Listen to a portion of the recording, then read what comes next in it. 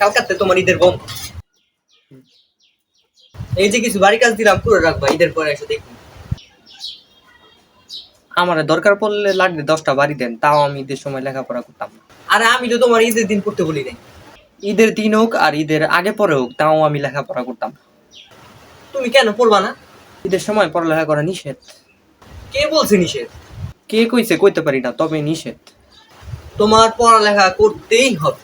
আচ্ছা স্যার, আপনার একটা কথা কই। কি কথা? ঈদ মানে আনন্দ, আর ঈদ মানে পড়ালেখা বন্ধ। এর লেগে একেবারেই বন্ধ? একেবারে না, যতদিন আনন্দ ততদিন বন্ধ। এত আনন্দ করলে পড়ালেখা করবা কোন দিন?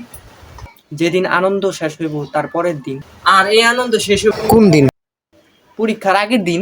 আর এমন করলে তো তুমি ফেল করবা। না স্যার, ইনশাল্লাহ করতাম না। তুমি যদি ফেল করো তাহলে তোমাকে কে বাঁচাবে? আল্লাহ যদি আমার পাশ করায় তাহলে আমাকে ঠেকাবে কেঠা।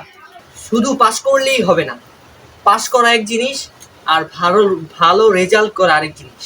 যে মালিক পাশ করায় সে মালিক ভালো রেজাল্টও করায়। দুনিয়াটা এত সহজ না, পড়ালেখা করতে হবে বারবার। রমজান ঈদও এত সস্তা না, বছরে পাই একবার। তুমি কিন্তু বিশাল বড় একটা চাপে পড়বা। যে দিব আমারে চাপ আমি তার বাপ। বাপ হও আর যাই হও, পড়ালেখার কোনো বিকল্প নেই। আল্লাহ থাকতে আমার কোনো টেনশন নাই। আচ্ছা, এই বন্ধ দিয়ে তুমি কি করবা? কি করমু? আবার আনন্দ করমু। বন্ধ কিন্তু অনেক বড়। আমার আনন্দ তার চেয়ে বড়। আচ্ছা, আনন্দ করবা ঠিক আছে, তবে আনন্দের পাশে পড়ালেখাটাও করো। স্যার, কাউয়ার ডেউবা কোনোদিন এক জায়গায় থাকে না। পড়ালেখা কি তোমার কাছে ঢেউয়া? না স্যার, পড়ালেখা আমার কাছে কাউয়া। আরে এমন করলে তুমি পরীক্ষায় লিখবাটা কি?